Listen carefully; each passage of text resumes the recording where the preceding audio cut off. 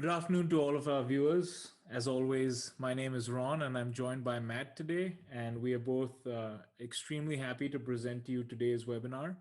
Matt, why don't you kick us off and tell us about what we're discussing today?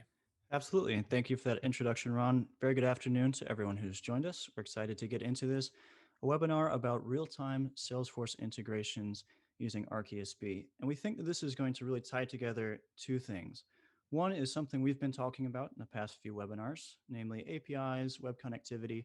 And the second is an upcoming focus on application integration. So we're taking Salesforce as an example of application integration, but again, we'll get more to that in a bit.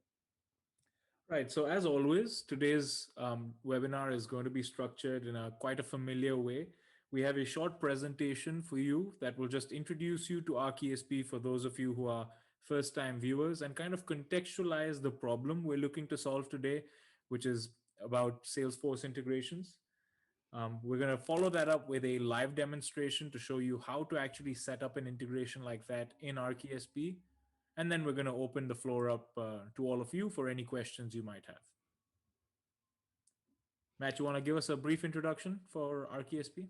Absolutely. So let's talk about the basics in ArcESB. The first thing to understand is that ArcESB is a lightweight web application. So naturally, that means you can deploy it anywhere, on premise, in the cloud.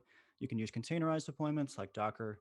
We even have pre-installed instances on the Amazon and Azure marketplaces. And I believe we're also on the Oracle Cloud as well. So if you can check out our OCI instance as well. And what ArcESB provides is a drag and drop canvas and a microservices architecture. And what we mean by microservices architecture is a collection of tools that we call connectors, each of which performs an atomic operation on your data. So you configure these connectors to perform the operation however you'd like. You combine these connectors and connect them together to form your own automated business workflow. And what this lends itself to is an extremely simple and easy workflow design process, which can also be automated. So all in all, the basic concept of the application is this kind of microservice-based approach where you can create workflows and have them be completely automated so that once they're set up, you really don't have to revisit them again. Now, in our previous webinars, we've kind of talked about the connectors we have in ArcESB, and specifically, we've broken down the connectors into the 5 categories that you see on your screen. We've had the opportunity to kind of touch on these categories in the previous webinars, specifically with regard to EDI integration. And we've talked about file transfer, any-to-any transformation, database integration, and APIs and web connectivity before. So how are we going to change that up today, Matt? Right, Ron. So these 5 categories of connectors form the core feature set of Arc. But you might notice it's a bit B2B centric. So we've worked at ArcESB to make sure our B2B integration experience is as powerful and flexible and intuitive as it can be. But there's sometimes where your data ecosystem is a little bit more complex than just this B2B integration. And specifically, we're talking about when your data ecosystem includes applications and systems that you want to integrate. So by this, I mean things like CRMs, like Salesforce, of course, ERP systems, accounting systems, other places where your data is stored and needs to be inserted or extracted that aren't exactly other partners or files or relational databases. So we want to focus a little bit more on this as we move forward, because something that's unique about Arc is its ability to bring all of these disparate data sources into this unified and centralized data management pipeline. So at a technical level, we can start talking about some of the same concepts we've talked about before. ArcESB has a robust suite of APIs and web connectivity tools that we can begin to use for these application integrations. We talked about tools like the REST connector, which can generate dynamic REST requests. We've talked about the webhook connector, which can sit and listen for flexible web payloads. And we've even talked about the API connector for you to publish your own APIs. And we can use these tools in more of an application and systems integration sphere. But that's not all that ArcESB has. What more can you tell us about, Ron? Right. So obviously an API-based approach is quite common, quite easy to understand. But we've taken that a step further in a number of different ways to address direct integration. First of all, CData recently acquired a company called ForceAmp, which is a company that focuses on Salesforce bidirectional integration features, specifically with databases. And that alongside our existing CData technology, which includes CData's drivers, um, they allow us to facilitate direct integration as well. So our goal right here, and I guess our renewed focus for the rest of the year, is to use the technology of ForceAmp, CData's existing driver technology, our web API technology to address application integration head on in a number of different ways. And we actually anticipate doing that by actually creating specific application connectors as well, such as a dedicated Salesforce connector. So all of that is going to come, and Matt and I are going to be producing a lot of content centered around application integration. And we're very excited to get to that in future webinars. But for right now, let's return to the actual demonstration that we're going to be showing today. So we're going to hop into this live demo in just a few moments. So let's give you a sense of what you're going to be watching when we do that. So as you know, the topic here is real-time integrations with Salesforce using ArcESB as that integration platform. And more specifically, what we want to do is synchronize data and data updates and data flows from Salesforce with some other aspect of our data ecosystem. So in this case, we've picked out a SQL Server table as our example, but of course, this could be any other data storage process that you have. And I know that's a bit abstract. So Ron, it might be helpful if you walk us through the actual business use case that would give rise to this kind of solution. Absolutely. And I think we can encapsulate that in a simple statement, which is that we need to automatically transfer new and modified leads from Salesforce to a SQL Server database, right? So that's the simple use case we're addressing here. So we're going to start off with some Salesforce data, namely leads. And obviously, in this case, it's an example, right? We're working with lead data as an example. So you can really substitute that out with any other data that you want accessible in Salesforce. And like Salesforce, there are various ways of extracting data out of systems like that. In Salesforce, there exist Apex triggers, buttons, basically methods to fire off web requests directly from Salesforce. So it's not completely specific just to Salesforce. So the principles we'll discuss today are applicable elsewhere too. But specifically, we're going to be using Apex triggers in Salesforce to extract this information. This information obviously leaves Salesforce in a web request format, and we need to capture that using a webhook in ArcESB. And once we've done that, obviously we need to make sense of that JSON payload. So we're going to perform some transformations on it, and thereafter insert that information into a SQL Server database. So overall, it's a rather linear, straightforward approach. And the goal is, as you can see on your screen, to automatically transfer leads from Salesforce to SQL Server. Great. So I think that does a great job of explaining what we're about to do in this live demonstration. So without any further ado, we'll jump right into that. However, before I show you ArcESB specifically, I think it's worth showing what's going on the Salesforce side of things. So this particular approach does require a bit of work on the Salesforce side. Namely, what I've done here is I've set up an Apex trigger. And you're likely aware that Apex is the proprietary scripting or coding language in Salesforce, very flexible Java-like language that you can use to write some custom behavior. And I have written a custom class called real-time update, which you can see here, that has a method called update leads. And this does a fairly simple logical process of stripping lead data or reading lead data from the leads table in Salesforce and firing that data off as a JSON web request. Now, importantly, since this code, which takes the lead data and packages it in a web request, is part of this Apex trigger, it's going to happen every time the lead table is updated. So I've got the lead table, the focus, and after update is the timing. So anytime I update my leads in Salesforce, we're going to call this code in the Apex trigger and fire off that web request. I'd just like to add on to that as you can see, this is not really anything super complicated. I mean, yes, we are using Salesforce Apex, which is a proprietary scripting specific to Salesforce. But really what's happening under the hood is a simple web request is being fired off. So as you might imagine, this is very easily implementable across application systems, even though in this case we're using Apex. The result is very simple. The result that we're looking for is that every time we enter a lead or update an existing lead, an HTTP request is fired off using this Apex code, and the lead data is sent to an endpoint, right? So the next thing that we really have to think about is within ArcESB itself. How do we set up an endpoint where we can actually receive information like this? Right. So that leads us into a view of ArcESB itself. So we're going to leave Salesforce here and jump into ArcESB. So if you haven't seen it before, this is the ArcESB flows canvas. This is the drag and drop canvas that we alluded to, where we create our connectors, our microservices, and configure them and connect them together. So you'll notice we already have two connectors here in the canvas, namely this webhook and the SQL Server connector. And Ron, you mentioned that the first thing we want to do in our project here is capture that web data, that data sent off as a web request with this webhook connector. So we did talk about the webhook connector in our previous webinar. This is a very flexible connector that exposes a public endpoint. So here we can see the endpoint that's being exposed. And it sits there and it listens for any sort of web data. In this case, we're expecting a JSON payload because that's how our Apex code is packaging up that lead information. And we're expecting some JSON looking somewhat like this to enter the application via this webhook. So again, we're not going to go into too much detail about the webhook. We do recommend you check out some of our previous webinars if you're interested in some more of the details here.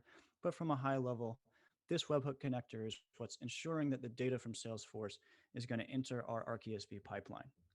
Okay, but the value that ArcESB provides is that we actually do something with that data once it's in the pipeline. So Ron, what's the next step here? Right. So let's just show everybody where they can find this webhook connector, Matt. So if you scroll down on the left-hand side of your screen, you'll see that the webhook connector is within our core set of connectors. And naturally, the next step in this process is once we have this JSON data, we obviously want to put it into a SQL Server database. So it makes sense to me that we want to actually configure a connection to that database. And for that, we have a SQL Server specific connector. Matt, let's open up the other menu on the left-hand side, and you'll see that the SQL Server sits in this other set of connectors. And the reason for that is very simple. It's that the SQL Server connector specifically is not included within the base installation of the application, but it's very easily downloadable from our website. So you can just go to our website, download and install this connector, and you'll see the SQL Server connector right there. Once we drag and drop it into our canvas, as Matt has done, you'll see within the connector settings, the ability to actually connect to this database, right? And there's a couple of different ways in which you can do that. The first is the property list that you can see Matt is using to connect to his remote database. And the second is a database URL, which is essentially a connection string you can use to connect. Now, what we're trying to do here is actually establish a connection from ArcESB to the remote database. And provided you have the appropriate credentials, as Matt has, you should be able to click the test connection button and actually connect to the database. And hopefully, if everything is working, which it looks like it is, we can successfully test our connection against this database. Now, just so that you're able to follow along, what we'd like to do is show you the database itself. So Matt, let's switch over into the SQL Server Management Studio view. And you can see everybody, this is a very, very simple database. We have a leads table, which currently is empty. And let's execute the query right here. So we can see that there's nothing going on in this table right now. So it is an empty table. And the goal here is to get that information from Salesforce and put it into this leads table. So Matt, let's hop back over into ArcESB. Now, once we've actually connected ourselves to the database and we're aware of what the database structure is, the next step is to actually create that connection. And we've talked about this in a great amount of detail in a couple of webinars where we've gone into how to actually create these mappings. And it's really, really quite simple. All you really have to do is hit that little plus icon on the right-hand side, and you can create mappings for as many tables as you want. As you can see, our database is very simple. It just has the leads table. And we don't even have to create the mapping since we've already gone ahead and done that. So Matt, if you hit edit mapping right there, we'll show everybody what this mapping consists of. And it's quite simple. It has the leads table naturally and 6 columns that we want to interact with, which include the ID and 5 other columns that we want information from. So with our connection created, our mapping created, and the webhook endpoint created, we're at this point, we're ready to kind of connect these two steps together and get the information flowing from the webhook to the database. Right. So the trick here is we know that the data is coming in as JSON. So it's likely that we're going to have to do something to that before we can insert it into our database. Databases don't like JSON very much. And so to know how to do that, let's look at what this input mapping that we've established actually looks like at a lower level. So ArcESB models these relationships with database tables as XML. And we can see the actual XML structure that it's expecting if we open up this mapping in code view. So here we see a very simple XML structure that represents us talking to the leads table. We can see the leads table is reflected here, and each of these XML elements is a column in the leads table that we want to insert data into. So the trick to understand is that this data should have this XML structure when it reaches the SQL Server connector in order to be turned into a database insert. So all the SQL Server connector is doing is turning XML data that looks like this into an insert into our database. So we can rephrase the question or the problem that Ron posed here as how do we get our data from a JSON webhook endpoint into this specific XML structure? So Ron, maybe that'll help us clear it up. How do we go about doing that? Right. So this is where the any to any data transformation capabilities of ArcESB come into play. So we have a variety of connectors that allow you to work with file formats like JSON and like XML. So it becomes really quite easy for us to take this JSON information and map it into the appropriate XML structure that Matt just showed you.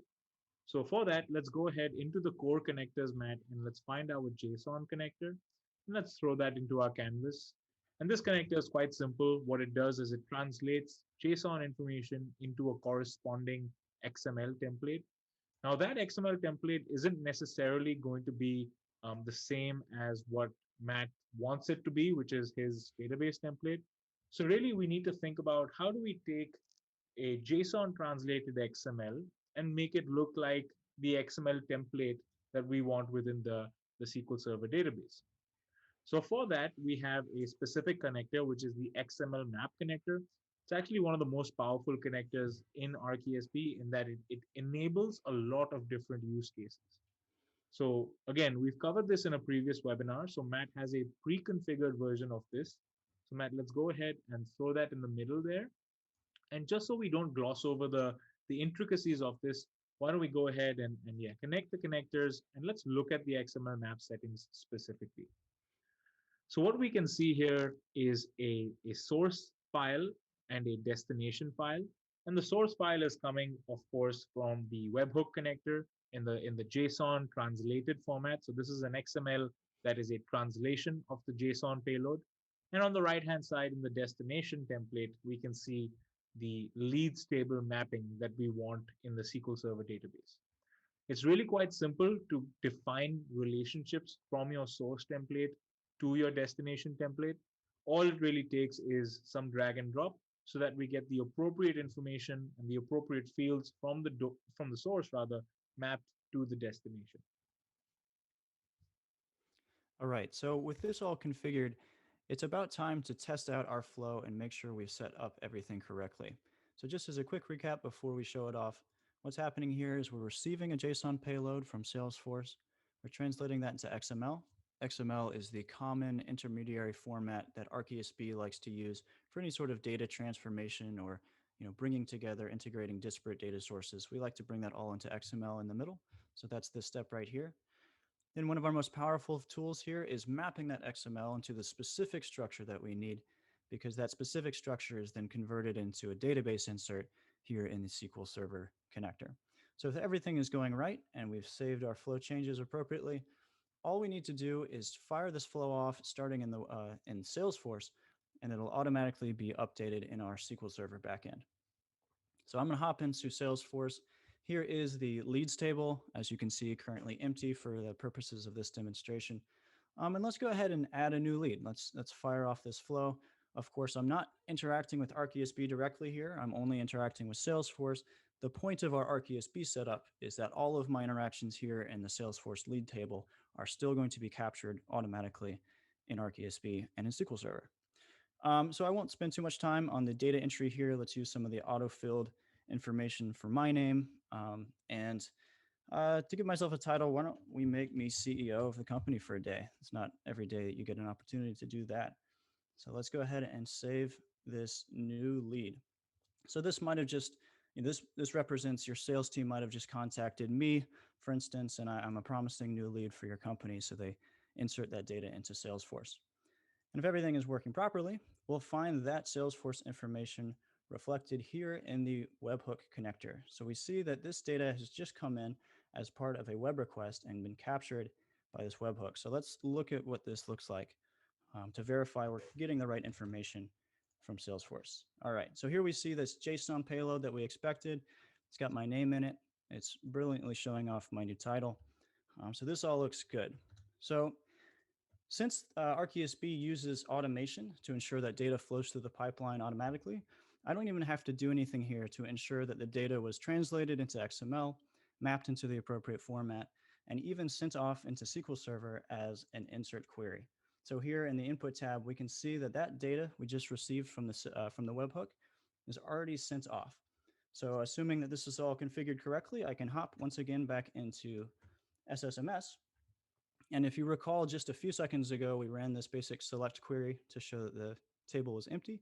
And we'll just execute the same query again. And here we see that Salesforce data, the lead data from Salesforce, has already been automatically in real time added into my SQL Server table. So Ron, it looks like we got exactly what we were looking for here. Yeah, it looks like that. And just to reiterate the problem statement that we started off with, what we needed to do here is create a process where lead information is automatically sent to ArcESB via a web request, and then we do the appropriate mapping and insert it into SQL Server directly. It's really quite a simple thing to achieve, and hopefully we've shown that to you. I do want to go back and reiterate, I think just for good measure, it would be good to show that not only does this work for new leads, but also for modifying existing leads.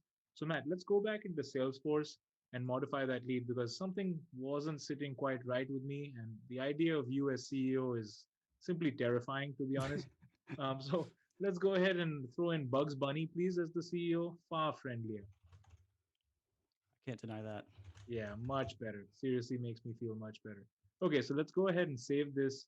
And what we've done is simply modified an existing lead.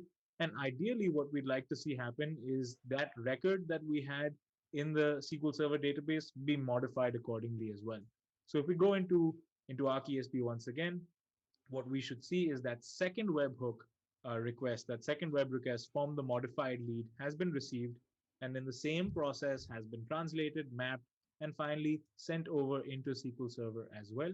So just to verify that everything is working as is, can we please make sure that Matt is no longer the CEO? Thank you very much. It's Bugs Bunny.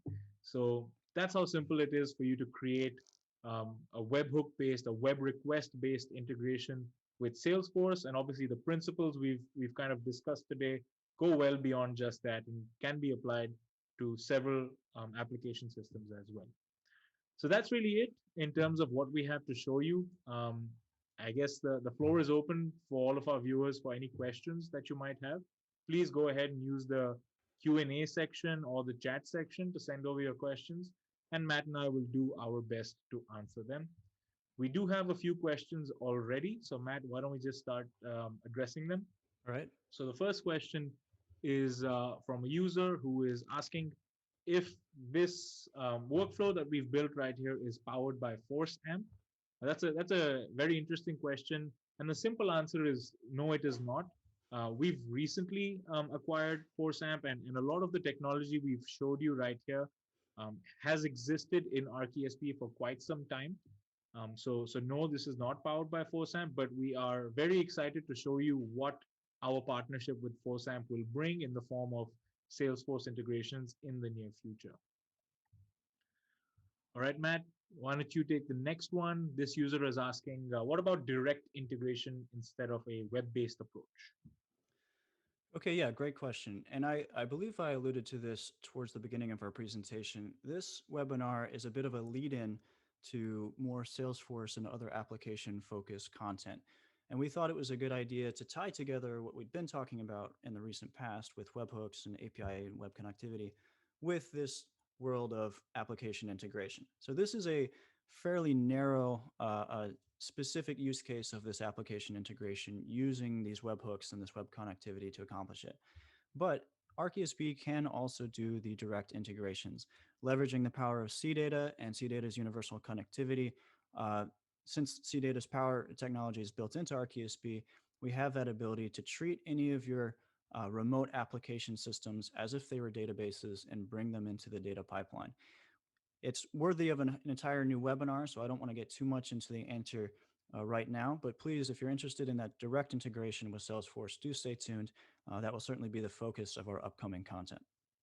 Absolutely. And it definitely, if you'd like more immediate answers, feel free to reach out to us at support@arcesp.com, and we'll do our best to help you kind of set up direct integrations with our existing technology as well.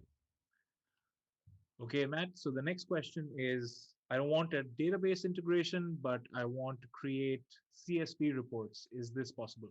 So absolutely, this is possible. So hopefully what you can see in our Canvas and microservice based approach is that the entire workflow solution is really quite flexible. So there's really no need or requirement that you must go into a database like a SQL Server database. Really, you can have this payload information, this JSON payload, go into any format you want. And as I touched on before, any-to-any transformation is really a strong suit of ArcESB. So we do have connectors, Matt, for example, like the XML map connector that we can use to, instead of kind of mapping it to a database template format, we use it to map to a CSV-based format, so a rather flattened structure. And thereafter, we can use our other core connectors like the CSV connector to translate that XML into a CSV report. So it's just as easy for you to route the translated JSON into a CSV based mapping technology so that you have a CSV report as it is to kind of directly integrate with databases as well. Matt, the same person has asked a follow-up question about the possibility to do both of these things. So both reporting and database insertions. Okay, yeah, certainly. So first of all, you can certainly do both, and I think more importantly, that questioner is getting at something important with the whole setup here, which is that we've shown somewhat of a linear integration workflow, but really the power of this microservices architecture is that we can start to put in as much complexity in the middle as we want. And we've talked in previous webinars about some of our logical connectors, which can route files through different flow paths based on some business logic. Now, in this case, it sounds like the questioner is asking for a very simple logical connector, which is just the copy connector. So if this person wants the JSON webhook to both be turned into a CSV report and integrated into our database, we just need to copy that information into both of these flow paths. And we can get the same webhook, same JSON into doing both of these things. But really, if we had any other more complicated business logic with branching flow paths or something that we needed to evaluate or validate with the data, we could start plugging that information or that configuration in here in the middle of this flow instead of this copy. So hopefully that helps the questioner understand how much they can do here. Certainly, Matt. I think there's value in us showing off some of these logical connectors, like the branch connector, which is also a core connector. If you scroll further down, we don't necessarily have to create them, but yeah, if you scroll further down, you'll see there's a schedule connector, there's a scripting connector. So there's really a whole host of different logical based connectors that you can use to kind of make dynamic decisions as you go along the workflow. Okay, so Randy is asking, can this sample integration be in the reverse direction, so SQL Server to Salesforce as well? That's a great question, and it is going to dovetail into what our next webinar will be focused on. So this single directional integration is relying on the web request coming from Salesforce.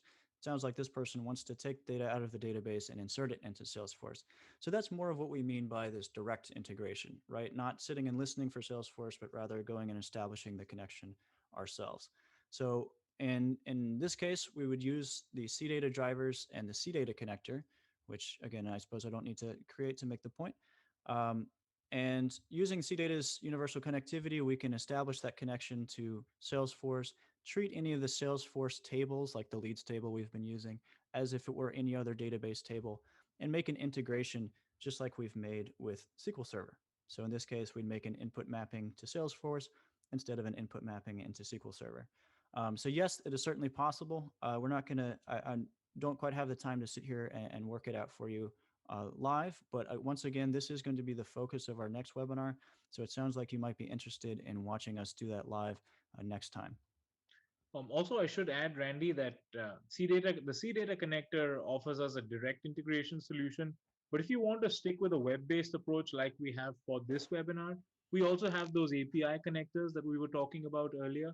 So the REST connector that allows you to basically dynamically fire off specific API calls that will facilitate integrations as well. Randy, also we have ForceAmp's technology, which is extremely useful in bidirectional database to Salesforce integrations.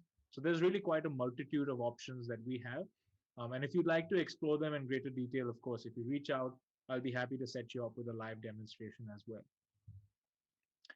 Okay, we have a couple more questions. I think, Matt, Bill is asking if it's possible for ArcESB to run a stored procedure on SQL, such as exec refresh, instead of doing just an insert. And the answer is certainly. So we have three tabs here in our mappings panel. One is input for insert or update statements. One is output for select statements. And one is input and output. And this input and output refers to stored procedures, which can both take input and produce output. So that's the reason for the naming there. And this is where you'd establish your execution of stored procedures. So in this case, I don't have any stored procedures defined in my database. So ArcESB is noticing that there's no options here. If you did have stored procedures defined, this was where they'd be listed, and you'd establish your mapping to the stored procedure just in the same way as you did the input mapping, except you might have to specify both input and output. If you need any help figuring out the details here, I know perhaps this blank panel isn't as useful as a live demonstration. If you need any help, then we can certainly help you out over the support channels. Awesome. And one final question I think we have time for. Matt, this person needs some help with Apex code. So are you willing to show them the Apex code, or should we ask them to come down to support? Yeah, so the Apex code is defined in a custom class in Apex. I could probably find that. It's really, the logic is quite simple, right? It's using SQL or a pseudo SQL language to retrieve data from the leads table and then packaging that up as an HTTP post and sending it to this endpoint. We're happy to help people who are struggling with that kind of logic in the Salesforce side. But that sort of live scripting question, live coding question might be better suited for our support channels. I agree, Matt. I think that's all we have the time for, folks. So I'd like to thank you all for taking time out from your day to join us in this webinar today. Really very much appreciated. Again, if you have any further questions, if you'd like to see an in-person demonstration, do reach out to us at support@arcesb.com, and we're more than happy to help. But until our next webinar, hope you guys stay safe, take care, and have a good one. Thank you.